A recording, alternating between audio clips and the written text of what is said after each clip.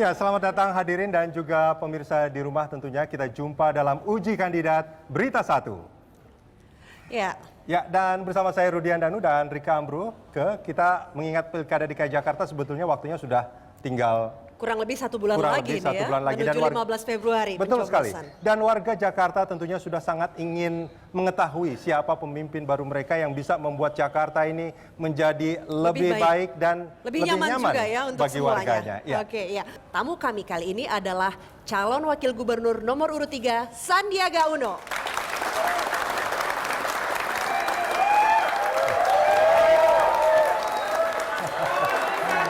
Halo, selamat datang Mas. Apa kabar Mas Andi? Selamat datang. Oke, Mas Andi, baik, silakan rekan. Langsung naik ke atas Mas.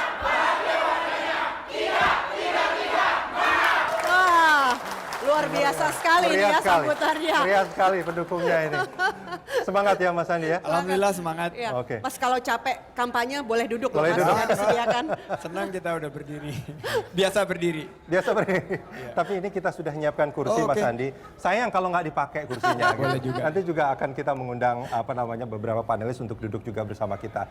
Mas Sandi, ini kalau kita bicara soal Mas Sandi, tapi mungkin kita punya satu paket profil Pengantar dulu ya. Paket pengantar pasangan calon nomor urut 3, Anies Baswedan dan Sandiaga Uno. Kita saksikan dulu bersama-sama.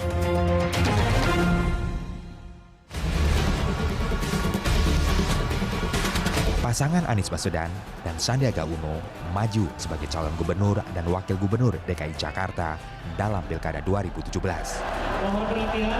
Kandidat nomor urut 3 ini didukung partai oposisi pemerintah yang mempunyai basis pemilih cukup kuat, Partai Gerindra dan Partai Keadilan Sejahtera. Anies populer sebagai intelektual muda yang cukup berhasil dengan program Indonesia Mengajar. Ini yang membuat Jokowi kepincut untuk mengajak Anies bergabung dalam kabinetnya, walau akhirnya harus dicopot pada bulan Juli 2016. Sementara sosok Sandiaga Uno lekat dengan dunia bisnis.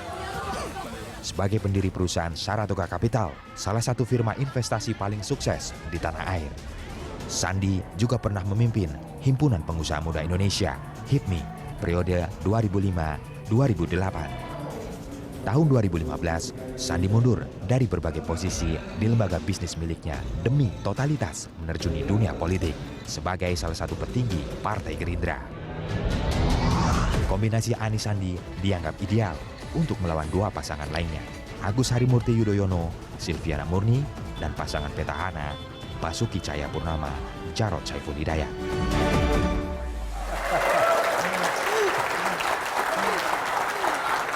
Ini setelah menonton kampanye-kampanye itu udah merasa habis-habisan belum kampanyenya Mas? Iya tentunya harus ditambah lagi karena ini tinggal 5 minggu lagi menuju 15 Februari. Jadi ibarat lari maraton ini udah 7 km terakhir. 7 km terakhir ya, harus dipercepat ini? Insya Allah. Karena kebetulan saya juga udah jalan lebih dari 12 bulan. Dan saya banyak mengunjungi beberapa titik-titik di wilayah Jakarta dan sekarang udah ada beberapa titik yang ini perjalanan kedua, ketiga kali. Jadi ketemu dengan relawan-relawan. Apa kabar relawan semua? Baik, dan ini kita udah menjalin hubungan baik. Insya Allah kita bisa memenangkan hati dan pikiran warga Jakarta. Oke.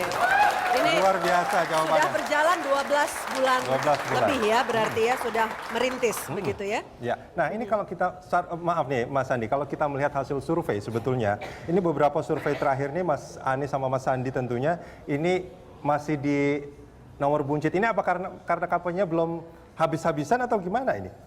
Kami memiliki survei internal yang tidak pernah kami publikasi. Dan sebetulnya kami memulai survei ini dari bulan Januari tahun 2016. Dan kinerja daripada kenaikan elektabilitas kami itu bisa terukur.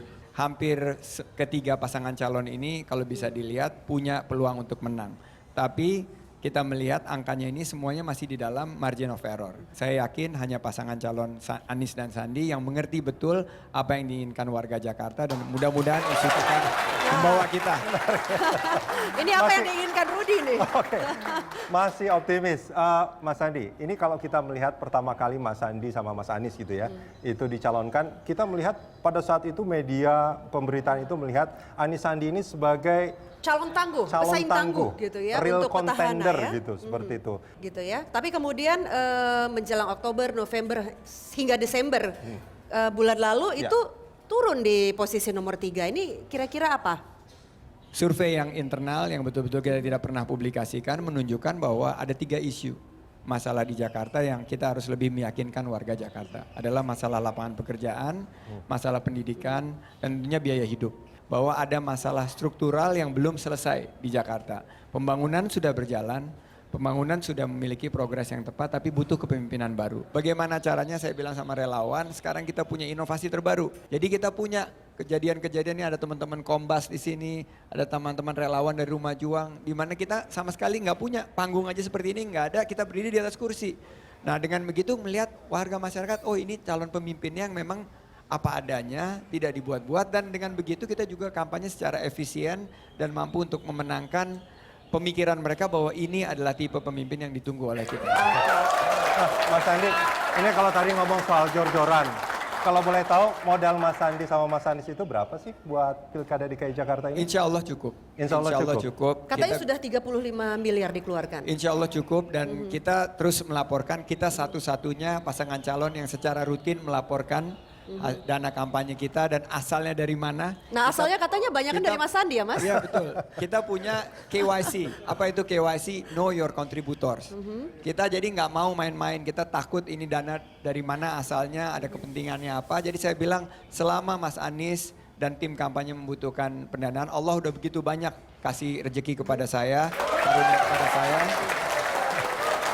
Saya bilang berapa yang dibutuhkan, kebetulan saya ada ke lapangan rizki, saya akan donasikan. Dan itu Mas, tapi dengar-dengar katanya sampai jual saham di Bank Pundi, betul?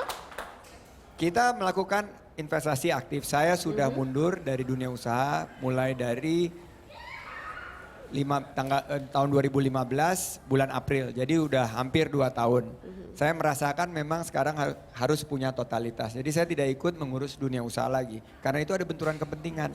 Saya ingin memulai lagi inovasi dan tradisi baru di politik bahwa kalau udah masuk politik ya jangan ngurusin bisnis lagi. Jangan memperdagangkan politik dan mempolitikkan dagang.